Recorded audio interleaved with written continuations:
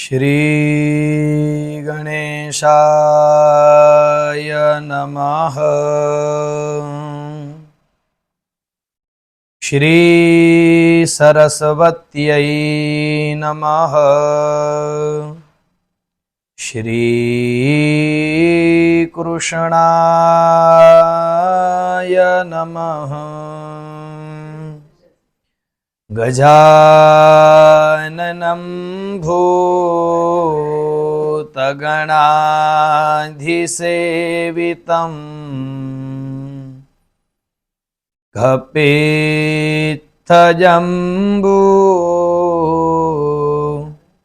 फलचारुभक्षणम्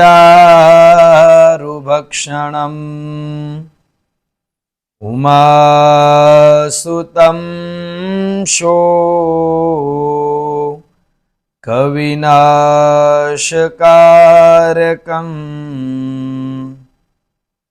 नमामि विघ्नेश्वरपादपङ्कजम्। वंशी विभूषितकरान् नवनीरदाभात्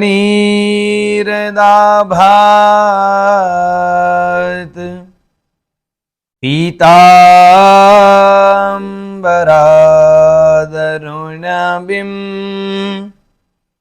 बफलाधरोष्ठात्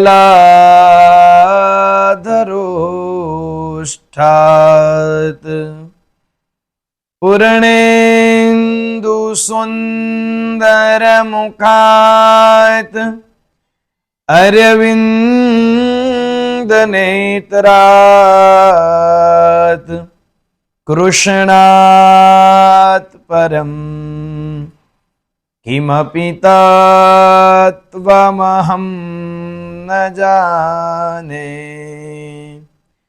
नारायणं नमस्कृत्य नरं चैव नरोत्तमं देवीं सरस्वतीं व्यासं ततो जयमुदीरयेत्।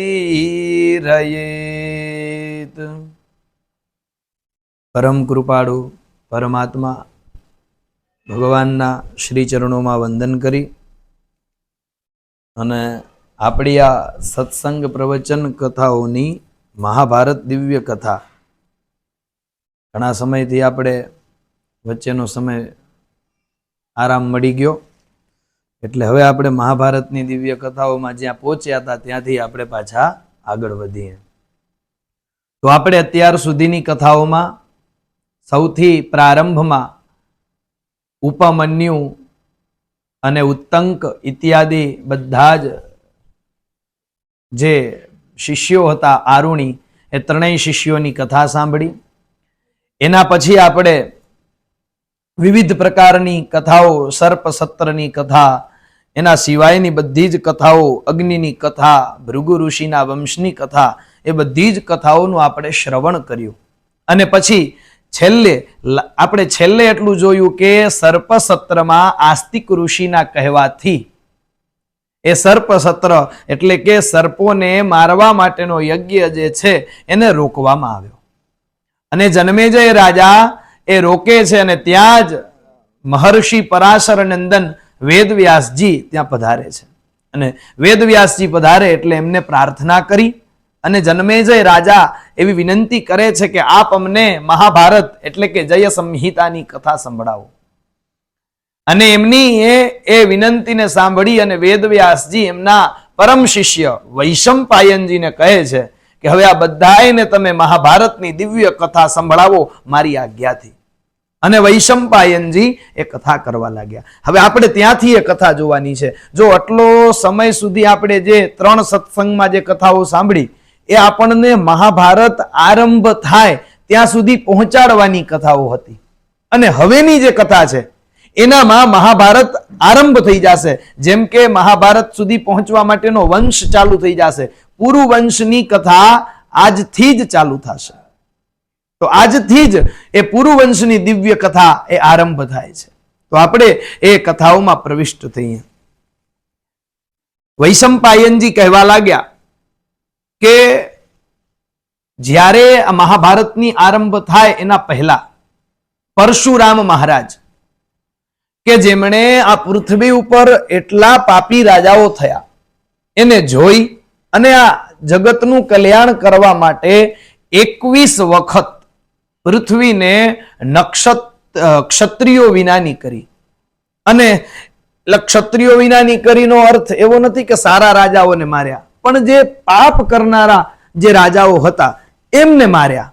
એટલે પૃથ્વી જે છે એ યોગ્ય થઈ ગઈ અને સારા રાજાઓ છે એ સારી રીતના પૃથ્વીનું ચાલન કરાવવા લાગ્યા. અને પછી પરશુરામ મહારાજ છે એ મહેન્દ્ર પર્વત પર ચાલ્યા ગયા. હવે પૃથ્વીનું સુયોગ્ય પ્રજાનું પાલન થવા લાગ્યું છે. સારા સારા રાજાઓ પૃથ્વીનું પાલન કરે. સ્ત્રી સંસર્ગનું જ્ઞાન પણ ક્યાંય થતું ન હતું. બ્રાહ્મણો સારા, રાજાઓ સારા, અને આખું જગત જે છે એ શાંતિવાળું બની ગયું. કોઈની સાથે અન્યાય કરવામાં નથી આવતો. ઋષિઓ શાંતિથી તપસ્યા કરી શકે. આવું બધું જ થવા લાગ્યું. અને આ બધું જ થયું, પરંતુ થોડા સમય પછી, થોડા હજારો વર્ષો પછી એવું બન્યું કે વળી પાછું રાક્ષસો જન્મ લેવા લાગ્યા. હવે રાક્ષસો એ રાજાઓને ત્યાં જન્મ લેવા લાગ્યા, અથવા તો રાક્ષસો પશુ બનીને આવવા લાગ્યા અને આ જગતને પીડા આપવા લાગ્યા. અને એટલું બધું પાપ વધ્યું, એટલું બધું પાપ વધ્યું કે આ પૃથ્વી એ પાપને હવે સહન ના કરી શકી. એટલે પૃથ્વી છે એ અંતે ભગવાન બ્રહ્માજી પાસે જાય છે અને બ્રહ્માજીને એવું નિવેદન કરે છે કે અત્યારે આ પૃથ્વી ઉપર બહુ જ દુષ્ટ રાક્ષસો મને તકલીફ આપે છે, એટલે પૃથ્વીને એ સુયોગ્ય રીતે ચાલવા નથી દેતા. તો તમે કંઈક કરો અને બધાએ રાક્ષસોને મારવાનો પ્રયત્ન કરો. બ્રહ્માજીએ પૃથ્વીની વાતને સાંભળી અને બધા જ દેવતાઓને બોલાવી લીધા અને બધા જ દેવતાઓને કહ્યું, હવે આપણે બધા સાથે મળી અને આ પૃથ્વીનું કલ્યાણ કરશું. એટલે તમે બધા જ એ પૃથ્વી ઉપર રૂપ લેવા લાગો. બધા એને એ આજ્ઞા આપી દીધી અને એ આજ્ઞા આપ્યા પછી સ્વયં ભગવાન નારાયણને બ્રહ્માજી એવી પ્રાર્થના કરી કે હે પ્રભુ, આપ પણ આ પૃથ્વી ઉપર યોગ્ય સમયે અવતાર ધારણ કરજો. અને ત્યારે ભગવાન નારાયણે એમને એવું કહ્યું કે હું પણ જ્યારે જરૂર પડશે ત્યારે યદુનંદન હું કૃષ્ણ બનીને આ પૃથ્વી પર આવીશ. આવું કહ્યું અને પછીથી એ કાર્યનો આરંભ થવા લાગ્યો. બધા જ જે છે એ દેવતાઓ એ જન્મ લેવા લાગ્યા. કોઈક દેવતાઓ છે એ ત્યાં ગંધર્વો, અપ્સરાઓ, દાનવો, એ બધા જ મનુષ્યો, યક્ષો, એ બધા જ આવવા લાગ્યા. હવે આગળ એ દેવતાઓ, દાનવો, પશુ પંખી વગેરેની પ્રાણીઓની ઉત્પત્તિ. હવે એ ઉત્પત્તિ છે ને એ બહુ ઉત્તમ છે, પણ હું એક વખત વાંચી જાઉં છું, તમે બધા સાંભળજો. એના પછી આપણે કથામાં પ્રવિષ્ટ થઈએ કે કોણે કોણે ક્યાં ક્યાં રૂપ લીધું છે. તો વૈશંપાયનજી કહેવા લાગ્યા કે બ્રહ્માજીના માનસ પુત્ર મરીચી, અત્રિ, અંગીરા, પુલસ્ત્ય, પુલહ અને ક્રતુ એ જન્મે જઈને કહે કે એને તો તમે જાણો જ છો. મરીચીના પુત્ર કશ્યપ, કશ્યપથી જ બધી પ્રજા ઉત્પન્ન થઈ. આપણે બધાએ છે ને કશ્યપ ઋષિની સંતાનો કહેવાય. ઘણી વખત એવો કોઈને પ્રશ્ન થતો હોય મહારાજ અમારું ગોત્ર કયું હશે, તો એ ન ખબર હોય ને ત્યારે અમે એવું કહી કે બધાએ કાશ્યપ કહેવાનું. શું કામ? કશ્યપસ્ય અપત્યમ પુમાન ઇતિ કાશ્યપઃ, કે જે કશ્યપ ઋષિની સંતાનો, એટલે આપણે બધા જ કશ્યપ ઋષિની સંતાનો કહેવાય. તો આખી પ્રજા એ કશ્યપ ઋષિની છે. પછી દક્ષ પ્રજાપતિની 13 કન્યાઓ હતી. એના નામ અદિતિ, દિતિ, દનુ, કાલા, દનાયુ, સિંહિકા, ક્રોધા, પ્રાજા, વિશ્વા, વિનતા, કપિલા, મુનિ અને કદ્રુ. આટલી એ દક્ષ પ્રજાપતિની કન્યાઓ. એમનાથી ઉત્પન્ન પુત્ર અને પૌત્રોની સંખ્યા તો અનંત છે. આ જગતનો આરંભ ક્યાં થયો એ બધું બતાવે છે. ધાતા, મિત્ર, 12 આદિત્યો થયા. એ અદિતિના પુત્રો. અદિતે હે અપત્યાહા ઇતિ આદિત્યાહા, એ બધા એને 12 આદિત્ય એટલે 12 સૂર્ય કીધા. કયા કયા? ધાતા, મિત્ર, અર્યમા, શક્ર, વરુણ, અંશ, ભગ, વિવસ્વાન, પૂષા, સવિતા, ત્વષ્ટા અને વિષ્ણુ. એમાંથી બધાથી નાના વિષ્ણુ એ ગુણોમાં સૌથી મોટા.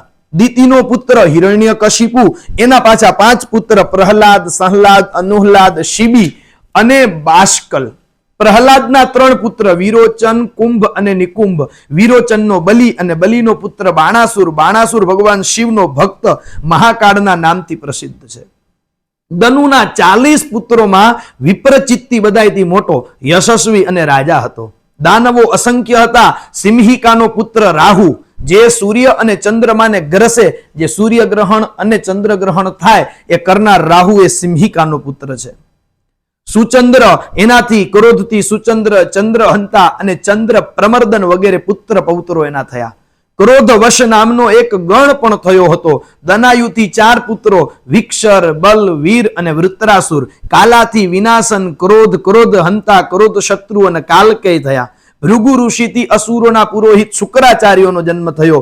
તેમના 4 પુત્રો, જેમનામાં ત્વષ્ટાધર, અત્રિ મુખ્ય હતા. અસુરોના યજ્ઞ યાગાદી તેઓ કરાવતા. આ અસુરો અને સૂર્યવંશની ઉત્પત્તિ પુરાણો પ્રમાણે છે. આમ પુત્ર અને પૌત્રોની ગણતરી કરવી તો શક્ય જ નથી. તાર્ક્ષ્ય, અરિષ્ટનેમી, ગરુડ, અરુડ, આરુણી અને વારુણી એ બધા વિનતાના પુત્ર થયા. શેષ, અનંત, વાસુકી, તક્ષક, ભુજંગમ, કૂર્મ, કુલિક વગેરે સર્પો એ કદ્રુના પુત્ર થયા, જે કથા આપણે સાંભળી ચૂક્યા છીએ. ભીમસેન, ઉગ્રસેન, સુપર્ણ, નારદ વગેરે 16 દેવગંધર્વો કશ્યપ પત્ની મુનિના પુત્રો છે. આ બધા જ ઘણા કીર્તિમાન, બળવાન અને જીતેન્દ્રિય. અને પ્રાધા નામની દક્ષની કન્યાથી પણ અનવદ્યા, મનુવંશા વગેરે કન્યાઓ અને સિદ્ધ, પૂર્ણ, બરહી વગેરે દેવગંધર્વો થયા. પ્રાધાથી જ અલંબુષા, મિશ્રકેશી, વિદ્યુતપર્ણા, તિલોત્તમા, અરુણા, રક્ષિતા, રંભા, મનોરમા, કેશિની, સુબાહુ, સુરતા, સુરજા, સુપ્રિયા આવી અપ્સરાઓ અને અતિબાહુ, હાહા, હુહુ અને તુંબરુ નામ આ 4 ગંધર્વો પણ થયા. કપિલાથી ગૌ, બ્રાહ્મણ, ગંધર્વ અને અપ્સરાઓ ઉત્પન્ન થઈ. આ પ્રમાણે મેં તમને બધાની ઉત્પત્તિ કહી. રુદ્ર, મરુત અને ગૌ બ્રાહ્મણ વગેરે બધા જ છે. બ્રહ્માજીના માનસ પુત્ર 6 ઋષિઓના નામ તો બતાવ્યા. તેમના 7મા પુત્ર સ્થાણુ થયા. સ્થાણુના પરમ તેજસ્વી 11 પુત્રો થયા. મૃગવ્યાદ, સર્પ, નિવૃત્તિ, અજયકપાદ, અહિર્બુદ્ન્ય, પિનાકી, દહન, ઈશ્વર, કપાલી, સ્થાણુ અને ભવ. આને આપણે એકાદશ રુદ્ર ઓળખીએ તરીએ. અંગીરાને 3 પુત્ર થયા. બૃહસ્પતિ, ઉતથ્ય અને સંવર્ત. અત્રિને ઘણા પુત્ર થયા. પુલસ્ત્યથી રાક્ષસો, વાનર, કિન્નર અને યક્ષ થયા. પુલહના શલભ, સિંહ, કિમપુરુષ, વ્યાઘ્ર, યક્ષ અને ઈહામૃગ એટલે કે વરુ જાતિના પુત્રો થયા. ક્રતુના વાલ્કિલ્ય થયા. બ્રહ્માજીના જમણા અંગૂઠામાંથી દક્ષ અને ડાબા અંગૂઠામાંથી તેમના પત્ની ઉત્પન્ન થયા. દક્ષની 500 કન્યાઓ હતી. એ બધાના પુત્રોનો નાશ થઈ જતા દક્ષ પ્રજાપતિએ કન્યાઓના લગ્ન એ શરત સાથે કર્યા કે તેમનો પ્રથમ પુત્ર તેમને મળે, અને તેમણે ચંદ્રમા સાથે એની 13 દીકરીઓના લગ્ન કર્યા, અને 13ના લગ્ન છે એ કશ્યપ ઋષિ સાથે કર્યા. ધર્મની 10 પત્નીઓ કીર્તિ, લક્ષ્મી, ધૃતિ, મેધા, પુષ્ટિ, શ્રદ્ધા, ક્રિયા, બુદ્ધિ, લજ્જા અને મતિ આ બધાય ધર્મના દ્વાર હોવાને કારણે એમની પત્નીઓ કહેવાય. 27 નક્ષત્રો એ જ ચંદ્રમાની પત્નીઓ છે. અને બ્રહ્માજીના પુત્ર મનુ, મનુના પ્રજાપતિ અને પ્રજાપતિના 8 વસુ થયા. 8 વસુ કયા? ધર, ધ્રુવ, સોમ, અહ, અનિલ, અનલ, પ્રત્યુષ અને પ્રભાસ. ધર અને ધ્રુવની માનું નામ ધ્રુમા, સોમની માતાનું નામ મનસ્વિની, અહની માનું નામ રતા હતું. અનિલની માતાનું નામ શ્વસા, અનલની માતાનું નામ શાંડિલી અને પ્રત્યુષ અને પ્રભાસની માતાનું નામ પ્રભાતા હતું. ધરને 2 પુત્ર દ્રવિણ અને હુત હવ્યવહ. ધ્રુવના કાલ, સોમના વર્ચા, વર્ચાના શિશિર, પ્રાણ અને રમણ નામના 3 પુત્ર થયા. અહના 4 પુત્રો થયા, જ્યોતિ, શમ, શાંત અને મુનિ. અનલના કુમાર થયા. કૃતિકાઓએ તેમનું માતૃત્વ સ્વીકાર્યું, તેથી આમને કાર્તિકેય પણ કહેવાયા. એમના 3 પુત્ર થયા, શાખ, વિશાખ અને નૈગમેય. અનિલની પત્ની શિવાથી મનોજવ અને અવિજ્ઞાત ગતિ નામના 2 પુત્ર થયા. પ્રત્યુષના પુત્ર હતા દેવલ ઋષિ, તેમને પણ 2 પુત્ર ક્ષમાવાન અને મનીષી. બૃહસ્પતિની બહેન બ્રહ્મવાદીની યોગિની હતી, એ પ્રભાસની પત્ની થઈ. એનાથી દેવતાઓના સ્થપતિ વિશ્વકર્માનો જન્મ થયો. દેવતાઓના આભૂષણો અને વિમાનોનું નિર્માણ પણ એમણે જ કર્યું. મનુષ્ય પણ તેમની સ્થાપત્ય કળાના આધારે પોતાની જીવિકા ચલાવે છે. ભગવાન ધર્મ બ્રહ્માજીના જમણા સ્તનમાંથી મનુષ્ય રૂપે પ્રગટ્યા. તેમના 3 પુત્ર શમ, કામ અને હર્ષ. એમની પત્નીઓનું નામ ક્રમશઃ પ્રાપ્તિ સાત્યકી, રતિ અને નંદા હતું. સૂર્યની પત્ની વડવા એટલે કે ઘોડી, જેને આપણે રાંદલ માતા કહીએ, એનાથી અશ્વિની કુમારોનો જન્મ થયો. અદિતિના 12 પુત્રોના નામની પહેલા ગણતરી થઈ ચૂકી. 12 આદિત્ય, 8 વસુ, 11 રુદ્ર, પ્રજાપતિ અને વષટકાર. આ મુખ્ય 33 દેવતાઓ કહેવાયા. અને એ જ 33 કરોડ, એટલે કરોડ શબ્દ નથી, કોટી, કોટી એટલે કે પ્રકાર. આ 33 પ્રકારના દેવતાઓ આપણા શાસ્ત્રોમાં છે. એટલે કરોડ શબ્દ આપણે વાપરતા હોઈએ તો એ ખોટું છે, એ સમજવું. કરોડ 33 કરોડ દેવતા નથી, 33 કોટી, કોટી એટલે કે પ્રકાર. 33 પ્રકારના, અત્યારે મેં જેટલું બોલ્યું ને આ બધું 33 પ્રકારના દેવતા હતા. અને આમ એટલે વાંચ્યું કે એ સાંભળવાથી આપણને પુણ્ય મળે. હવે એમની કથાઓ પણ આપણે આગળ વાંચવાની છે, પણ એનાથી પહેલા રુદ્રગણ, સાધ્યગણ, મરુદગણ, વસુગણ, ભાર્ગવગણ, વિશ્વેદેવગણ, ગરુડ, અરુડ અને બૃહસ્પતિની ગણના આ આદિત્યોમાં જ થાય છે. અશ્વિની કુમાર, ઔષધિ અને પશુ વગેરેની ગણતરી ગુહ્ય ગણમાં છે. જો આ બધું છે ને આપણે અત્યારે દેખાતું નથી, પણ આ ઔષધિઓની રક્ષા કરવાની જવાબદારી અહીંયા અશ્વિની કુમારોની, આ બધું કાર્ય એક એક રીતે એક એકને સોંપવામાં આવ્યું છે. તો આ એટલે અહીંયા બધું બતાવે છે. પછી બતાવે દેવગણોના સ્મરણ કીર્તનથી બધા પાપો નિવૃત્ત થઈ જાય, એટલે આપણે સાંભળ્યું. ભૃગુ બ્રહ્માજીના હૃદયમાંથી પ્રગટ થયા. ભૃગુના શુક્રાચાર્ય સિવાય ચ્યવન નામના પુત્ર, આપણે ચ્યવનપ્રાશ ખાઈએ ને, એ ચ્યવનપ્રાશ એ ચ્યવન ઋષિએ બનાવ્યું હતું, દિવ્ય પ્રકારની ઔષધિ, એટલે એ ચ્યવન ઋષિ છે. તેઓ પોતાની માતાની રક્ષા માટે ગર્ભમાંથી પોતે જ પોતાની રીતના બહાર આવ્યા હતા. તેમની પત્નીનું નામ આરુણી હતું. તેની જંઘામાંથી ઔરવનો જન્મ થયો. ઔરવના રુચિક, રુચિકના જમદગ્નિ, જમદગ્નિના 4 પુત્રોમાં પરશુરામજી બધાયથી નાના, પરંતુ ગુણોમાં બધાયથી મહાન હતા. શાસ્ત્રોમાં તો પારંગત હતા, પણ શસ્ત્રના કુશળ હતા. તેમણે જ ક્ષત્રિય કુળનો નાશ કર્યો હતો. બ્રહ્માજીના બીજા 2 પણ પુત્ર હતા, ધાતા અને વિધાતા. એ મનુની સાથે રહ્યા. કમળોમાં નિવાસ કરનારી લક્ષ્મી તેમની બહેન, શુક્રની પુત્રી દેવી વરુણની પત્ની થઈ. તેના પુત્રનું નામ હતું બલ અને પુત્રીનું નામ સુરા હતું. જ્યારે પ્રજા અન્નના લોભથી એકબીજાના હકનું ખાવા લાગી, ત્યારે એ સુરા એટલે કે આજે જેને આપણે દારૂ કહીએ, એને જ અધર્મની ઉત્પત્તિ કરી, જે સમસ્ત પ્રાણીઓનો નાશ કરે છે. અધર્મની પત્નીનું નામ નિવૃત્તિ હતું. તેના 3 અતિ ભયંકર પુત્ર, ભય, મહાભય અને મૃત્યુ. ભય આપણે જે લાગે એ એનો દીકરો છે અધર્મનો, એટલે આપણને ભય લાગે. એ જ રીતના મહાભય અને મૃત્યુ એ બધા એના દીકરાઓ છે. તામરાને 5 કન્યા, કાકી, શિયની, ભાસી, ધૃતરાષ્ટ્રી અને શુકી. કાકીનો ઉલુક, શિયનીનો બાજ, ભાસીથી કૂતરા અને ગીધ, ધૃતરાષ્ટ્રીથી હંસ, કલહંસ અને ચક્રવાગ અને શુકીથી પોપટ થયા. ક્રોધાને 9 કન્યાઓ થઈ, મૃગી, મૃગમંદા, હરિ, ભદ્રમના, માતંગી, શાર્દુલી, શ્વેતા, સુરભી અને સુરસા. મૃગીથી મૃગમંદાથી રીંછ અને સુરમર એ નાની જાતિના મૃગ. ભદ્રમનાથી ઐરાવત, હાથી, હરિથી ચંચળ, ઘોડા, વાંદરા અને ગાયો જેવી પૂંછવાળા બીજા પશુ. અને શાર્દુલીથી સિંહ, વાઘ અને ગેંડા ઉત્પન્ન થયા. માતંગીથી બધી જાતના હાથી અને શ્વેતાથી શ્વેત દિગ્ગજ. સુરભીથી રોહિણી, ગંધર્વી, વિમલા અને અનલા નામની 4 કન્યાઓ. રોહિણીથી ગાય, બળદ, ગાંધર્વીથી ઘોડા, અનલાથી ખજૂર, તાડ, હિંતાળ, તાડી, ખરજુરિકા, સોપારી અને નારિયેળ. આ 7 પિંડ ફળવાળા વૃક્ષો. આ બધું જ અંતે જોઈએ ને તો આપણે કહીએ ને, આ પશુ પંખીઓ પણ આપણી જેમ જ ભગવાનના સંતાન છે. અહીંયા આવી રીતના ઉત્પન્ન થયા છે બધા. આ તો દરેકનું કાર્ય અલગ અલગ છે. પછી અનલાની પુત્રી શુકીજ પોપટ પક્ષીઓની જનેતા બની. સુરસાથી કંક પક્ષી અને નાગ જન્મ્યા. અરુણની પત્ની શિયનીથી સંપાતિ અને જટાયુ બન્યા. કદરુથી સર્પ બન્યા. અને આ પ્રમાણે મુખ્ય પ્રાણીઓની ઉત્પત્તિઓનું વર્ણન કરવામાં આવ્યું છે. વૈશંપાયનજી કહેવા લાગ્યા કે હે જન્મે જય, આવી રીતના આ બધું જ આ જગતમાં ઉત્પન્ન થયું. હવે એ જે પાંડવો, કૌરવો એ બધા કોણ હતા એ પેલા સાંભળી લઈએ.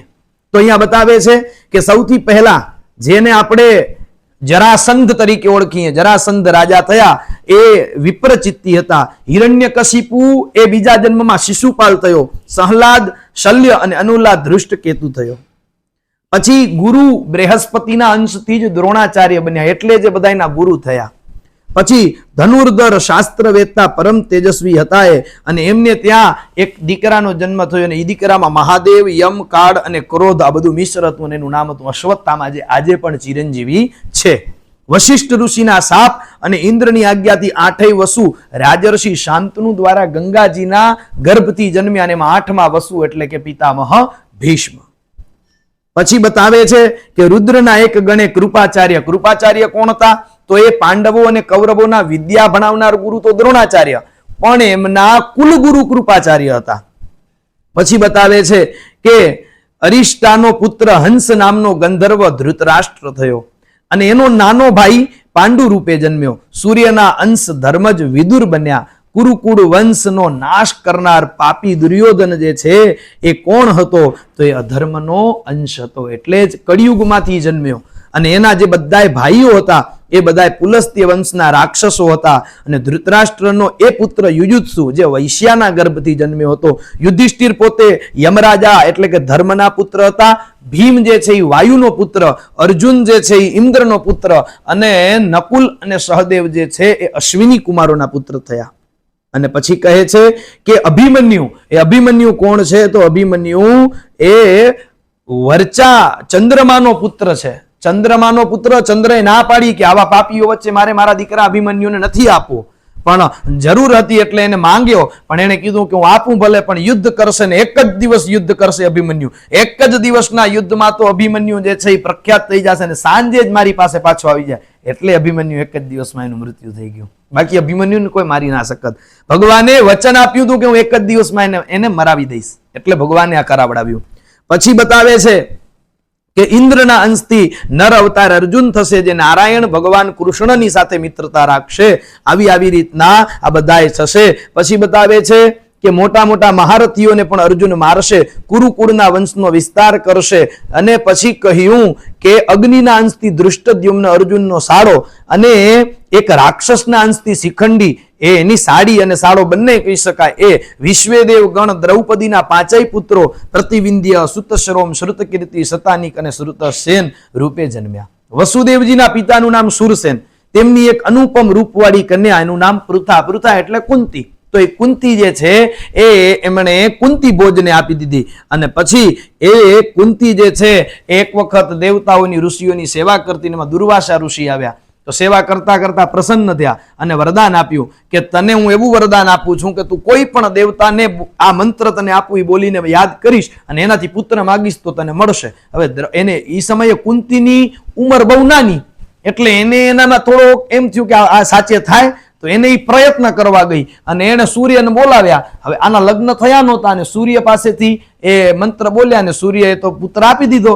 હવે સૂર્ય પુત્ર આપ્યો એટલે કુંતી કે મને અત્યારે હું આ તો મારા લગ્ન નથી થયા ને આવી યુવાનીમાં હું, પણ હવે તો કે આપી દીધો છે દીકરો. અને એ દીકરો કેવો? તો કે જન્મતાની સાથે જ જેને સુવર્ણના કર્ણમાં એ કાનમાં કુંડલ અને એનું કવચ, એ દીકરો કોણ? તો એ દીકરો જ જેને આપણે મહાદાની કર્ણ તરીકે ઓળખીએ એ. પણ કુંતીને તો બીક લાગી એટલે એને નદીમાં વહાવી દીધો. નદી વહાવી દીધો ને જઈને આગળ દિલ્હી આજનું જે કહીએ ત્યાં હસ્તિનાપુરમાં પહોંચ્યો ને ત્યાં અધિરથ અને રાધાએ એને દીકરો બનાવ્યો. એટલે કર્ણને જેમ કૌંતેય કહેવાય એમ રાધેય પણ કહેવાય, કારણ કે એની માં પાલનારી માં એની રાધા હતી, જેને સૂત, એટલે આપણે કર્ણને સૂત પુત્ર એવો શબ્દ પણ જાણીએ છીએ. એ થયું. તો આ બધું જ જે છે એ એવું થયું. પણ હવે જન્મેજય કહે છે કે બધું સાંભળ્યું, પણ હવે મને કથા કહો. હવે મારે આ વંશ તો સાંભળ્યો, હવે મારે પુરુવંશ સાંભળવો છે. એટલે હવે વૈશંપાયનજી કહેવા લાગ્યા કે પુરુવંશની કથા કરું, પણ પુરુવંશના આદ્ય પ્રવર્તક પહેલા રાજા કોણ? તો પહેલા રાજા હતા દુષ્યંત. બહુ જ સુંદર કથા છે દુષ્યંતની. તો એ દુષ્યંત રાજા એની કથા હું તમને કહું.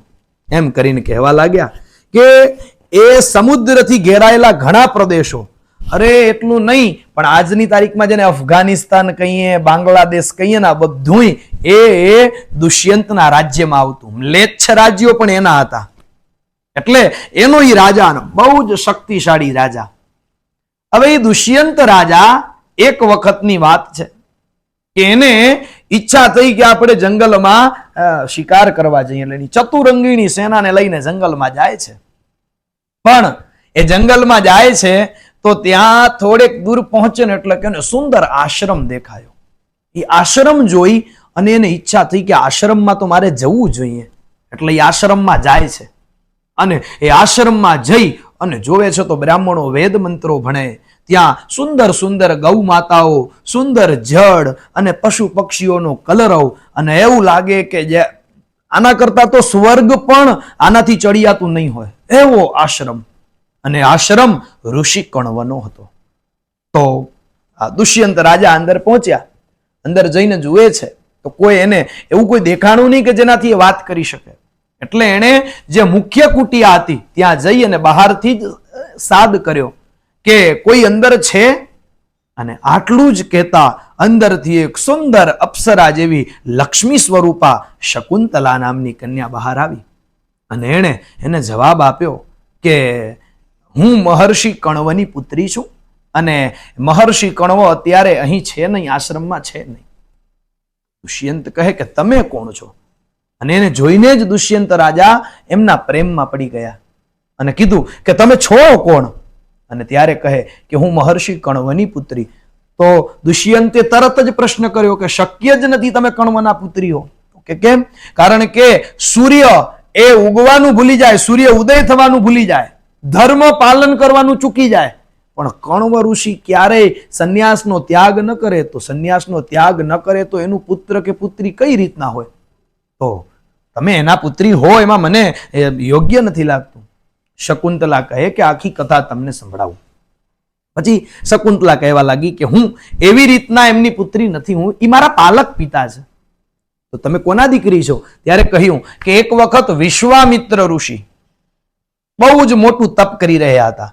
એટલે કોઈ પણ વ્યક્તિ તપ કરતા હોય, કોઈ ઋષિ, એટલે ઇન્દ્ર એનું તપ તોડાવે.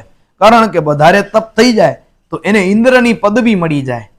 એટલે ઇન્દ્રને એમ થયું કે જો આ તપ વધારે કરશે તો મારી પદવી એને મળી જશે. એટલે એણે એક મેનકા નામની અપ્સરાને કહ્યું કે તમે જાઓ અને વિશ્વામિત્ર ઋષિનું તપ તોડી નાખો. એટલે મેનકાએ આવી અને વિશ્વામિત્ર ઋષિ પાસે એ ગાયન કર્યું અને બધી જ પોતાની કળાઓ બતાવી. વિશ્વામિત્ર ઋષિ પ્રસન્ન થયા અને એના સંગમાં પડ્યા અને એના સંગથી એને એક કન્યાનો જન્મ થયો.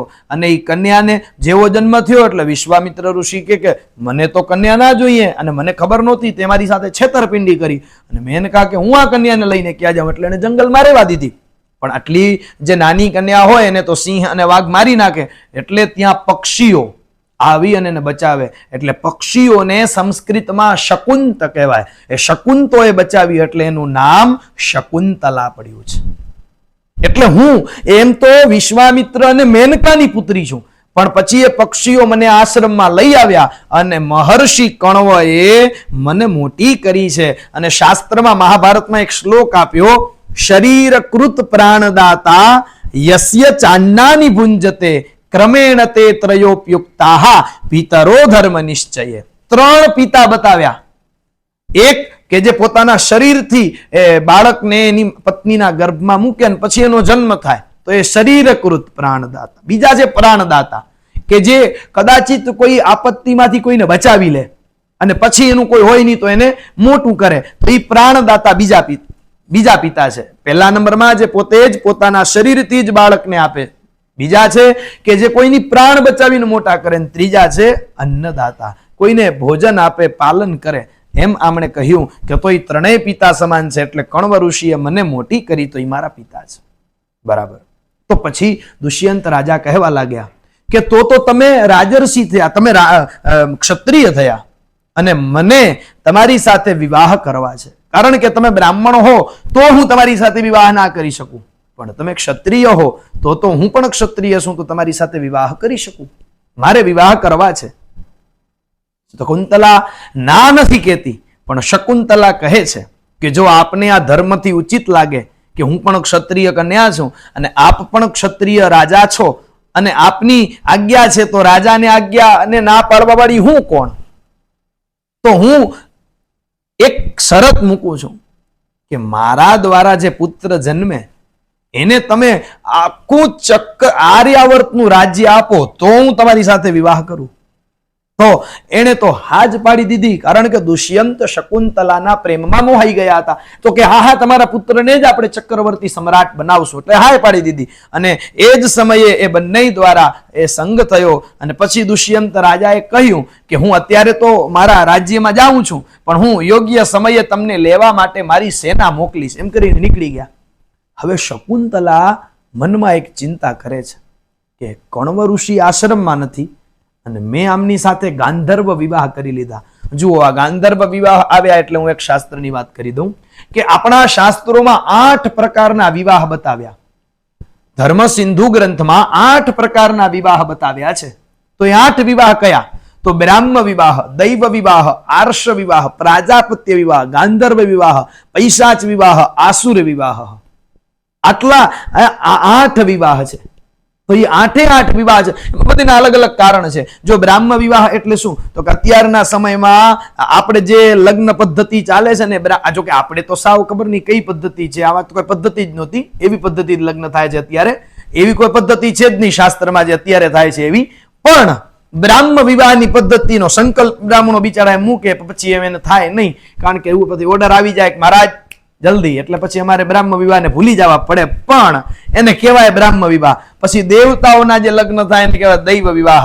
પ્રાજાપત્ય વિવાહ, એની અંદર એ નિયમો બતાવ્યા કે આટલું આટલું આપી અને લગ્ન થાય ને પ્રાજાપત્ય વિવાહ કહેવાય. પછી બતાવ્યા ગાંધર્વ, કે જે અત્યારના સમયમાં વધારે પ્રચલિત છે, કે સ્ત્રી અને પુરુષ પોતાની રીતના નક્કી કરીને ત્યાંથી ચાલ્યા જાય થોડોક ટાઈમ, એને કહેવાય ગાંધર્વ વિવાહ, જે દુષ્યંત અને શકુંતલાએ કર્યા.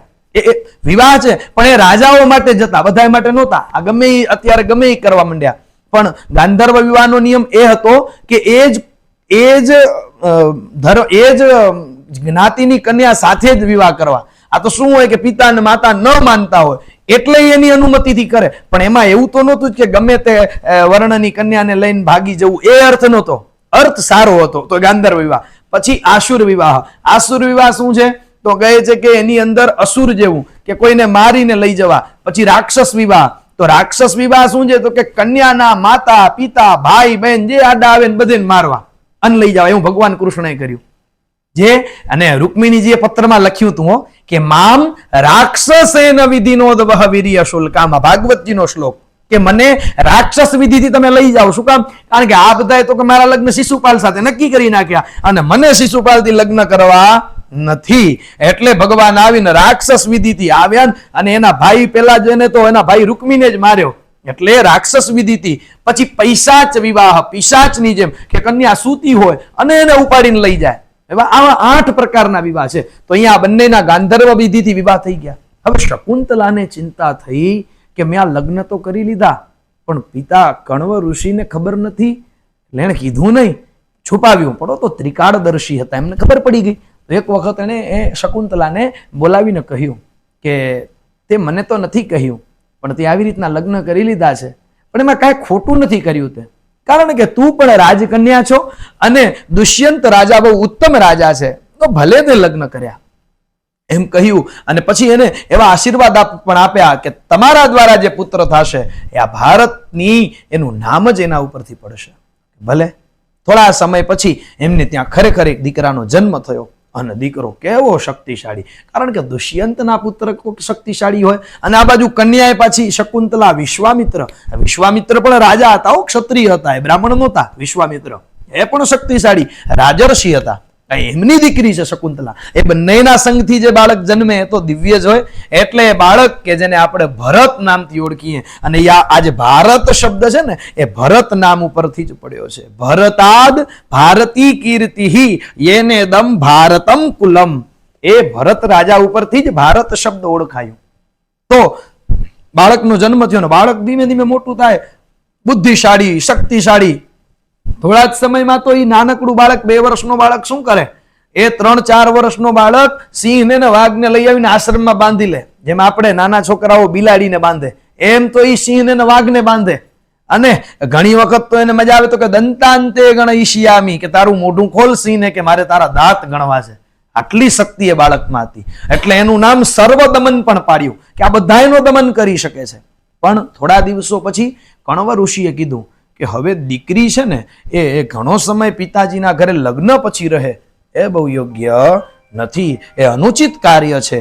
તો હવે તમારે તમારા રાજ્યમાં જવું જોઈએ. તો પછી થોડા લોકોની સાથે એ શકુંતલાને અને એના દીકરા ભરતને મોકલ્યા રાજધાનીમાં. તો શકુંતલા આવે છે અને રાજા દુષ્યંતને કહે છે કે હે સ્વામી, હું આપની પત્ની શકુંતલા અને આપણો પુત્ર છે, તો આપ હવે ત્યાં પિતાના ઘરે મારે કેટલો સમય રહેવું, એટલે હું આપની પાસે આવી છું. આવી જ્યારે પ્રાર્થના કરી ત્યારે એ દુષ્યંત રાજા એનો સ્વીકાર કરતા નથી અને એવું કહી દે છે કે હું તો ઓળખતો પણ નથી તને, તું કોણ છો? અને આ પુત્ર મારો નથી, તું ગમે તેમ કરીને રાજાનો પુત્ર તેને બનાવી દે, હું તો તને નથી જાણતો. શકુંતલા પેલા વિનંતી કરે છે કે મહારાજ, આપે જ મને મારા આશ્રમમાં મારી સાથે ગાંધર્વ વિધિથી વિવાહ કર્યા અને એ જ આ બાળક છે. આપ મારો તિરસ્કાર કરશો તો આ જગતમાં હું અબડા સ્ત્રી ક્યાં જઈશ? આપ અન્નદાતા છો, પ્રાણદાતા છો અને હું તો આપની પત્ની છું અને આપે જ મને કહ્યું કે આ વિવાહ અયોગ્ય છે અને એ પછી જ મેં તમારી સાથે વિવાહ કર્યા છે, તો હવે તમે કેમ ના કહી શકો?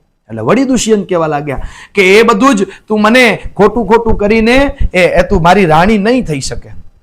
એટલે શકુંતલાને વળી ગુસ્સો આવ્યો કે અને શકુંતલા કહેવા લાગી કે તમે જે અસત્ય બોલો છો, તમે યાદ રાખજો કે તમે એવું માનો છો કે તમે એકલા હતા અને તમે આ દુનિયાને નથી ખબર, પણ આદિત્ય ચંદ્ર વતી નીલા નીલૌચ દ્યૌર ભૂમિ રાપો હૃદયમ યમશ્ચ અહશ્ચ રાત્રિશ્ચ ઉભેચ સંધ્યે ધર્મશ્ચ જાનાતિ નરસ્ય વૃત્તમ.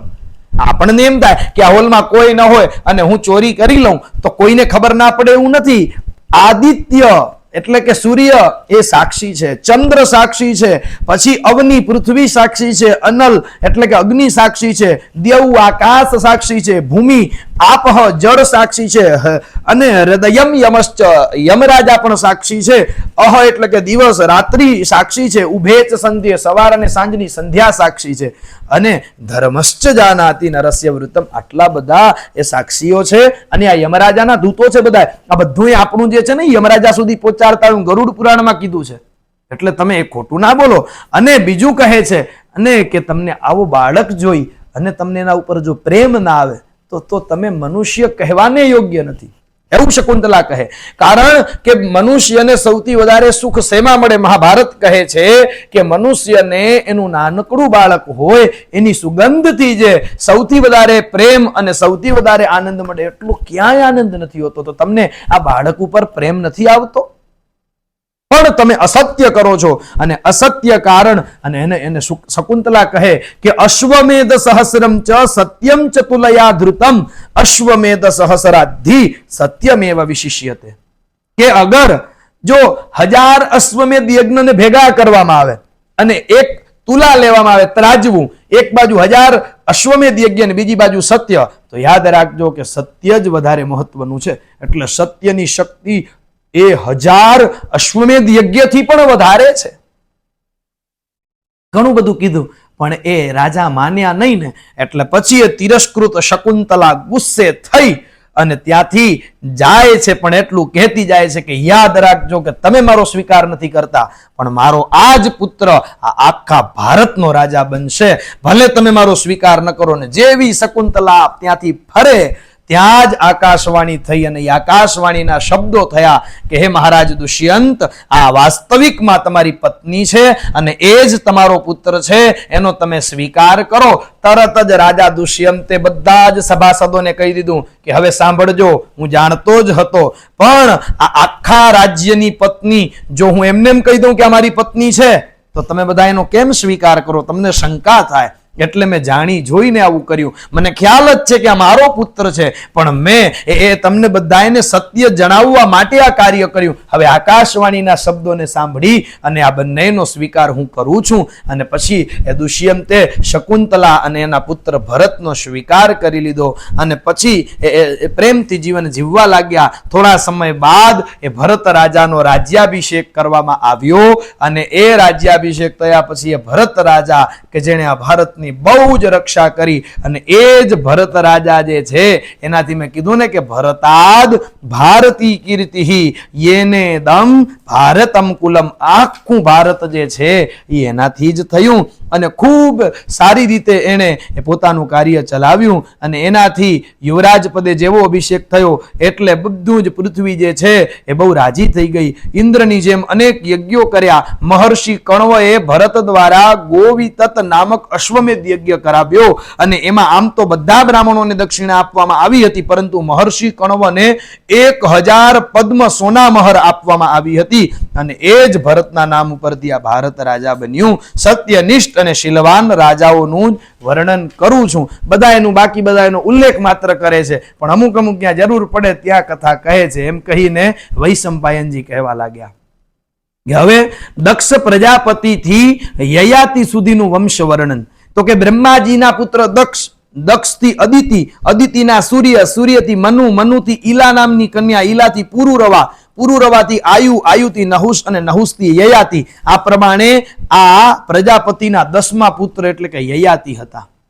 તો એ જે યયાતિ રાજા છે એ યયાતિ રાજાની 2 પત્નીઓ હતી. અને 2 પત્નીઓ કોણ? દેવયાની અને શર્મિષ્ઠા. દેવયાનીના 2 પુત્ર યદુ અને તુર્વસુ, અને શર્મિષ્ઠાના 3 પુત્ર દ્રુહ્યુ, અનુ અને પુરુ. આ છે. હવે આગળ જન્મેજયે પૂછ્યું કે મહારાજ અમારા પૂર્વજ, જન્મેજય પૂછે છે કે અમારા પૂર્વજ યયાતિ બ્રહ્માથી 10મા પુરુષ છે, એટલે કે બ્રહ્માજી પછી 10 રાજાઓ આવ્યા અને પછી યયાતિ રાજા આવ્યા. આ યયાતિ રાજાની બહુ સારી કથા છે, આપણે જે હમણાં સાંભળીએ છીએ, બહુ જ સાંભળવા જેવી કથા છે. અને રામાયણ હોય તોય ભલે, અને પછી મહાભારત હોય તોય ભલે, પણ આ બધા એમાં આ વંશ છે ને એ બહુ મહત્વનો વંશ છે, અને બધેમાં એની કથા આવે. તો દેવયાની બ્રાહ્મણની પુત્રી છે અને શુક્રાચાર્યની કન્યા છે. તો એની સાથે યયાતિએ લગ્ન કેમ કર્યા? કારણ કે નિયમ એવો છે કે બ્રાહ્મણ છે એ બ્રાહ્મણની સ્ત્રી સાથે, ક્ષત્રિયની સ્ત્રી સાથે અને વૈશ્ય ત્રણેયની સાથે લગ્ન કરી શકે. પણ ક્ષત્રિય જે છે એ ક્ષત્રિયની ને વૈશ્યની કન્યા સાથે, બ્રાહ્મણ સાથે લગ્ન ના કરી શકે. એવી રીતના વૈશ્ય છે એ બ્રાહ્મણ અને ક્ષત્રિયથી ન કરી શકે, માત્ર વૈશ્યથી કરી શકે. તો પછી ક્ષત્રિય રાજા યયાતિએ બ્રાહ્મણની પુત્રીથી કેમ વિવાહ કર્યા? એની મને કથા સાંભળવી છે. એમ કરી અને વૈશંપાયનજી કહે કે હવે સાંભળો, તમને એ કથા કહું કે તમારા પૂર્વજ રાજા યયાતિએ શુક્રાચાર્ય અને વૃષપર્વાની પુત્રીઓ સાથે કઈ રીતે લગ્ન કર્યા. હવે બન્યું કેવું કે એ દિવસોમાં દૈત્ય અને દાનવો વચ્ચે યુદ્ધ થયું, અને યુદ્ધમાં દૈત્યો બધા મર્યા. પણ જેવા દૈત્યો મર્યા બીજા દિવસે પાછા જીવતા થઈ જાય. શું કામ? કારણ કે દેવતાઓના ગુરુ કોણ હતા? દેવતાઓના નહીં પણ દૈત્યોના ગુરુ શુક્રાચાર્ય. હવે એમને સંજીવની વિદ્યા આવડે. જેવું કોઈ મરે એટલે એને બીજા દિવસે સંજીવની વિદ્યાથી એ જીવિત કરી દે. તો એ બધા જે છે એ જીવિત થવા લાગ્યા.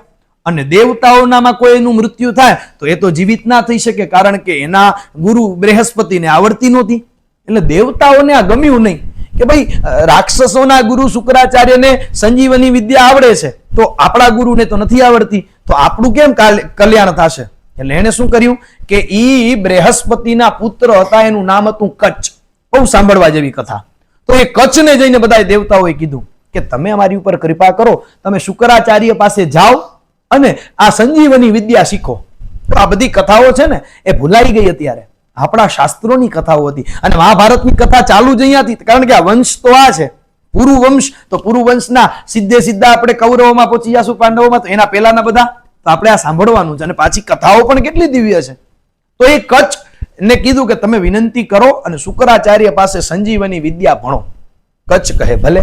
કચ્છ આવ્યા શુક્રાચાર્ય પાસે અને વિનંતી કરી કે મને તમે સંજીવની વિદ્યા શીખવાડો, હું તમારી પાસે 1000 વર્ષ સુધી રહીશ અને તમારી સેવા કરીશ. કે ભલે. તો શુક્રાચાર્યએ એને રાક્ષસોએ કીધું કે આ તો દેવતાઓના ગુરુનો પુત્ર છે, કાં એ તો આપણા શત્રુ છે, એને આપણે વિદ્યા શીખવાય નહીં. પણ જે ખરેખર ગુરુ હોય ને એ ક્યારેય પોતાની વિદ્યા આપવામાં કોઈ પાત્ર જોતા નથી કે ભાઈ મારે એને, મારા શત્રુ છે તો મારા સ્વાર્થના કારણે હું એને એ વિદ્યા ના આપું. શુક્રાચાર્યએ સ્વાગત કર્યું ભલે, અને એને વિદ્યા શીખવવા લાગ્યા. સંજીવની વિદ્યા હજી નથી શીખવી, ભણાવવા લાગ્યા. હવે એ ભણાવે અને સેવા કરે. તો કચ્છ પણ બહુ જ સુંદર રીતે એ ગુરુજીની સેવા કરે, ગુરુજીની પુત્રી દેવયાનીની પણ સેવા કરે, ચાલે અને જીવન ચલાવે છે.